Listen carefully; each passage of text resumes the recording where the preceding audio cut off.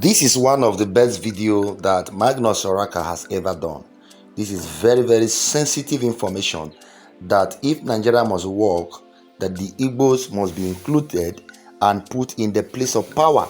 And the Igbos must take positions of authority in finance and many other important positions so that this country, Nigeria, can ever move forward. And he went ahead to say that without this, that Nigeria cannot actually move forward. Just pay attention and watch this video to the very end. You know, recently I have been watching videos that express the North and their agitation over the policies of Tinubu. And let me say this thing quickly. If not for the way Tinubu came into power, I would have been dressing the dressing that says serve you right to the North. Because in the euphoria of trying to get rid of Peter Obi, you formed an alliance with somebody that didn't think about your own agenda. It was like making an alliance with somebody who was using you as an end to a means. And what was that end? To recalibrate Nigeria into a Yoruba, not just Yoruba, Lagos Yoruba cabal to now be in charge of Nigeria.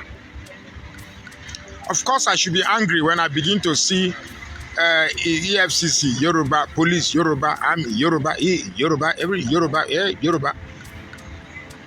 Of course, you can justify it because when Buhari was there, he did the same thing. And I'm seeing some people saying that, hey, when 2027 come, you are going to bring him out, you vote him out. We have the population.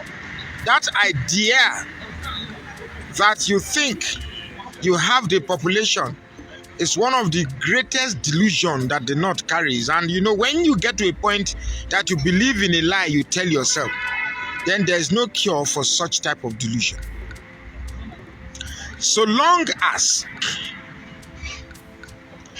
the North keep harboring the idea that Nigeria say Malam or an Igbo man can never be president, I can assure you that Tinubu is going to win the election again.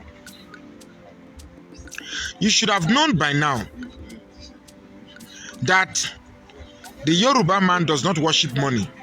He doesn't worship religion. He worships his tribe. His tribe comes first.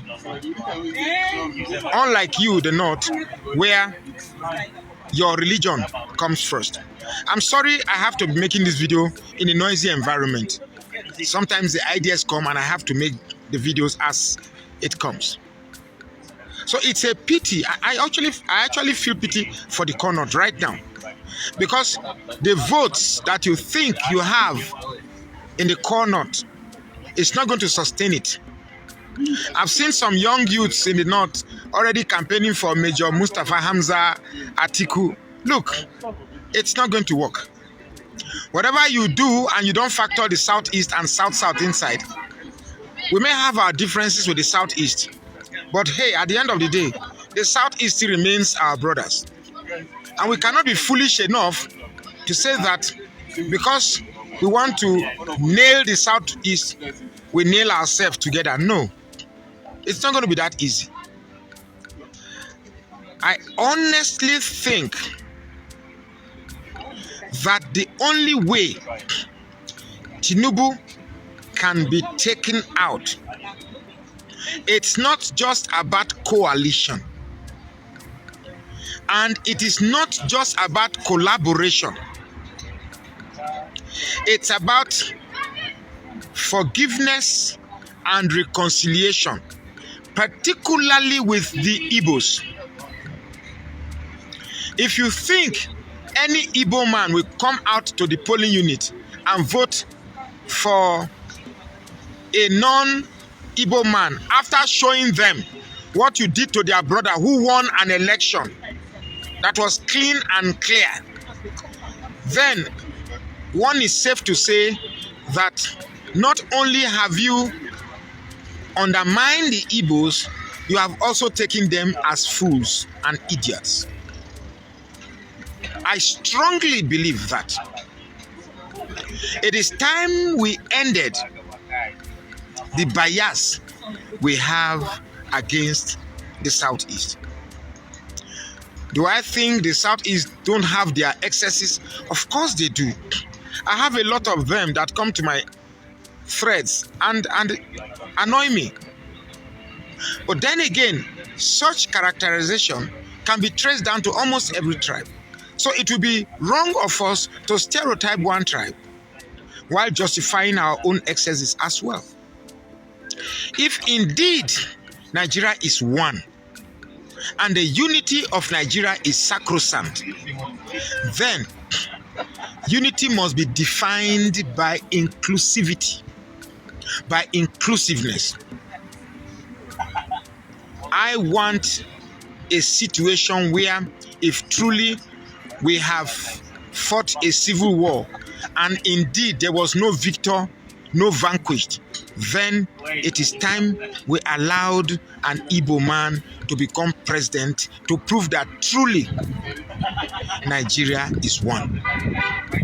This agenda that an Igbo man can never be president is the same agenda that will destroy whatever achievement that Nigeria stands to gain. Indeed, if the war has actually ended since 1970, then what is happening now shouldn't be happening. If you ask me, I will tell you that what President Tinubu is doing right now is actually a good thing, especially to the northern part of the country, especially regarding the sharing of revenue. This is the major reason most of them don't even want Tinubu in 2027. This is one of the reasons most of them are agitating. They say they are not happy. Some of them said that they want Arewa Republic, that they don't want to be in Nigeria again. This is the same Fulani that have been enjoying the dividend of Nigeria, not actually the dividend of democracy. It's the dividend of cheat, the dividend of deceit that have been enjoying since the inception of this place called Nigeria. And indeed, if actually Tinubu want to win 2027 election, that he wants the vote of Igbos, the first thing he should do is to release Nnamdi Kanu. That is a sign that he's not acting like Buhari, but it's over 1 year that he took power, so which is a sign that he's behaving like the same thing his master did. And in a second thought, if he actually released Nnamdi Kanu, the Fulani Caliphate will not actually vote for Tinubu. That is going to be another shoot on their leg, which means the first place, he changed the policy for them to gain the things they are gaining. They're no longer having that gain. They're no longer cheating the nation. And secondly, he released Nnamdi Kanu. So for these two reasons, they won't even vote for Tinubu. So the way it is now is a very big problem. But Tinubu, the person I see, is not a person that want to lose 2027 election. The way he prepared to win 2023 election, he is even more prepared to win 2027 election, because Tinubu is a grandmaster in the politics within the country Nigeria. What do you think about this whole matter? Please drop your thoughts right there in the comment section. Subscribe to this channel and share this video.